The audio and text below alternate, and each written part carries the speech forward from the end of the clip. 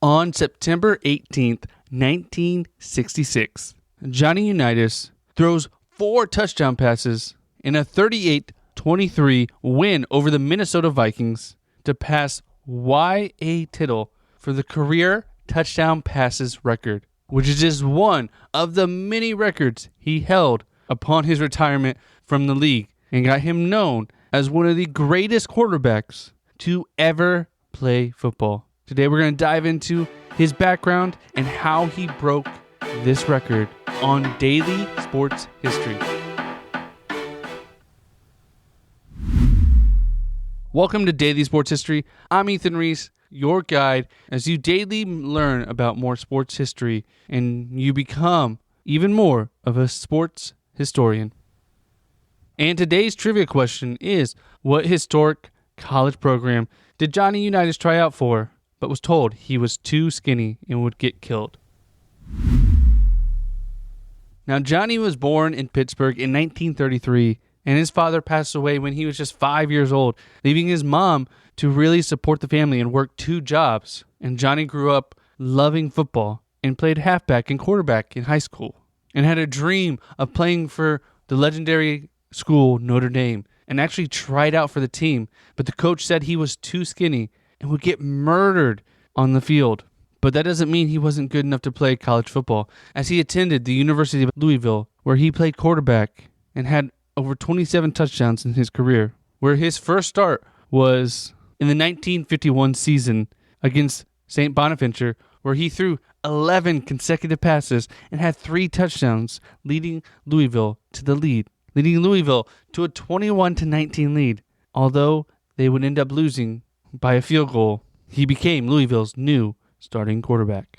But the following season, the university actually de-emphasized the sport and cut scholarships and tightened the academic standards for athletes. Now, luckily, Johnny was able to keep his scholarship, but 15 other players did not return to the team, which required the team to actually to have many players play 2 ways. And Johnny would play either safety or linebacker on defense and then come back and quarterback the offense, as well as return kicks and punts on special teams. And obviously this made it a struggle for the Cardinals, and they went 3-5 that year, where he threw 12 touchdowns. And the following year did not fare any better, as they went 1-7. In his senior year, Johnny Unitas got hurt and barely played, and the Cardinals went 3-6. So because of this, he wasn't a highly drafted player. It wasn't until the 9th round in the NFL draft in 1954 when the Pittsburgh Steelers selected him. However, he was released by them before the season, as they already had 4 other quarterbacks and they only had 3 spots on their roster.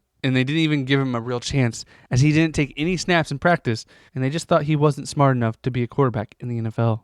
So Johnny went home and worked construction to help support his family. And on weekends, he would play quarterback in a semi-pro league for the Bloomingfield Rams, where he would receive $6 a game. Then in 1956, the Colts held a tryout where him and a few other of his semi-pro teammates went to go try out. And they made the trip all the way to Baltimore, and Johnny showed everything he had, and the Colts liked it. And he was signed by the Colts and make his debut in the 1957 season. Now, he wasn't the starter right away. It wasn't until week 2 that year when starting quarterback George Shaw broke his leg, where Johnny got in and threw his first touchdown pass, which was an interception to the other team. Then he fumbled a handoff, which was recovered by the Bears, and they lost that first game. But in the next game was his first start against Green Bay, and where he actually won. And he finished that year with 9 touchdown passes, including in the final game, which started his 47-game streak of throwing a touchdown pass. In his rookie year, he had a completion percentage of 55.6. So nothing he did jumped off the page that he was going to be this great quarterback. But the following season showed a lot more promise, as he passed for over 2,500 yards and 24 touchdowns, leading the Colts to a 7-5 record, the first winning season in franchise history. And he received the Jim Thorpe Award for the NFL's most valuable player. And he continued his success next season, throwing 19 touchdowns and led the Colts to the NFL championship and defeated the New York Giants 23-17 in a sudden death overtime game that has become known as the greatest game ever played. Following that season, he again won the MVP, throwing for 32 touchdowns and led the Colts to another championship, again beating the New York Giants. But then 1960s came and the Colts started to decline, with injuries to key players such as Raymond Berry and Lenny Moore. And in 1960, he ended his streak of consecutive games with at least one touchdown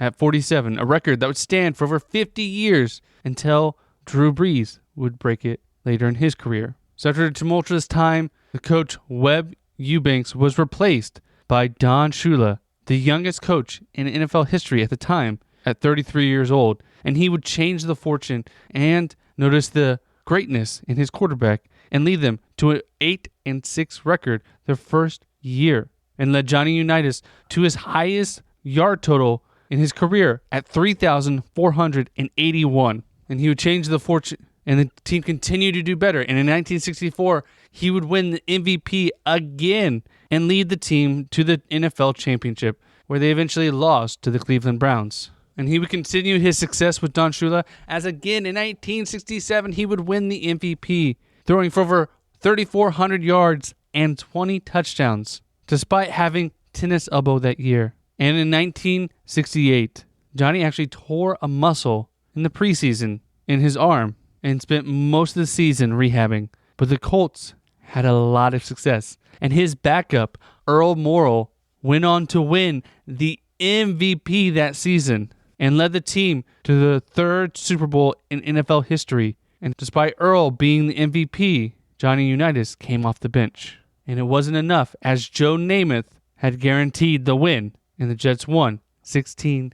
In 1970, he led them to Super Bowl V, where he got injured in the second quarter of the game. Luckily, they had MVP backing him up in Merle Orrell, who led the team to a last-second victory, 16-13, which proved to be the only Super Bowl victory Johnny Unitas would have. As he was declining with age and Earl Morrall was his backup, he would go on to split time with him for his remainder of his career with the Baltimore Colts. But in 1973, he would actually be traded to the San Diego Chargers. But he struggled in his first 4 games with the team, throwing more interceptions than touchdowns, and would later be replaced by a rookie quarterback and a fellow Hall of Famer in Dan Fouts. He would come back the following year in 1974, but as preseason started, he retired. And at the time, he held the NFL record for the most completions, the most attempts, the most yards, the most touchdowns, all while playing 12 or 14 games in his NFL career. And why was he having the success at the time when he was passing for more touchdowns than anyone every year? And the answer was who was around him. His tight end, John Mackey, and his receiver, Raymond Berry, really gave him a 1-2 punch that no other team had. His best players were his receivers, not his running back, as everyone else focused on running. And he was so accurate at completing to these 2 players that it was almost as good as running the ball. And that's why he threw for so many yards and so many touchdowns, because he had great supporting cast. He was a great player as well, as Vince Lombardi even said, without Johnny Unitas, they are a bad team. But with Johnny, they are a great team. And another reason is Johnny actually called most of his own plays. And as most teams at the time were so focused on stopping the run in all their other games, as scouting was very limited at the time because video wasn't around as much, he could pick apart defenses as they did not plan to stop the pass as much as they planned to stop the run. And this led to so many more touchdowns. This led to him being a unique player in the pantheon of NFL quarterbacks, and led him into the Pro Football Hall of Fame in 1979. After his career, he would go on to be the color commentator for CBS in the 1970s. And unfortunately, in October of 2002, he would actually pass away. And this led to the people of Baltimore actually signing a petition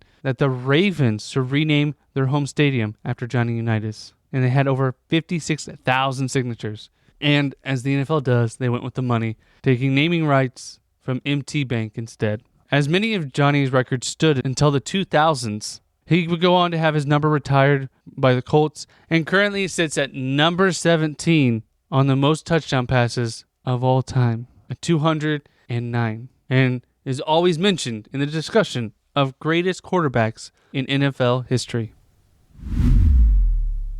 I want to thank you for listening to today's Daily Sports History. If you like this, please do us a favor. Follow us on all our socials. We're on Twitter, TikTok, Instagram, Threads, YouTube. Wherever you like to socialize, we're there for you to help gain some knowledge, where we post videos and pictures about every episode. So come follow us there and come back tomorrow for more Daily Sports History. And today's trivia question is, what historic college... And the answer to today's trivia question is, what historic college program did Johnny Unitas try out for, but was told he was too skinny and would get killed? The Notre Dame Fighting Irish.